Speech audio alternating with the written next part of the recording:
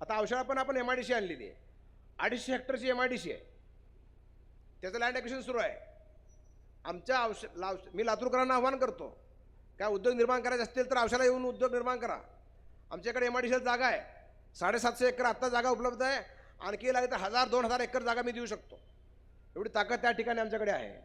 आणि आमचं ॲसेट काय आहे महाराज आपलं, तर आपली जी MIDC बेलकुंडची आहे ते नॅशनल हायवेला लागून आहे, जे कुठंही नाही.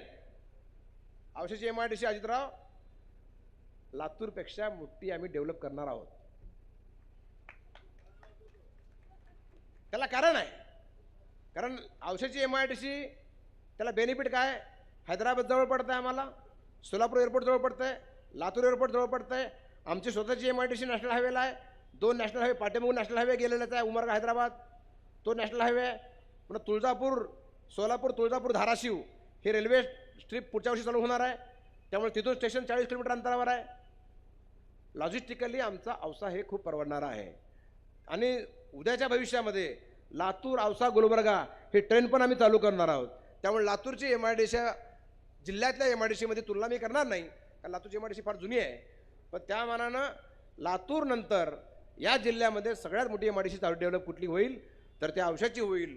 म्हणून या निमित्तानं जे उद्योजक आलेत त्या उद्योजकांना मी आवाहन करेल, येणाऱ्या काळामध्ये उद्योजक करत असताना, उद्योग टाकत असताना प्राधान्यानं आपण औषधाचा विचार करावा आणि रोजगार निर्मिती त्या ठिकाणी करावी, अशी विनंती या निमित्तानं मी करणार आहे.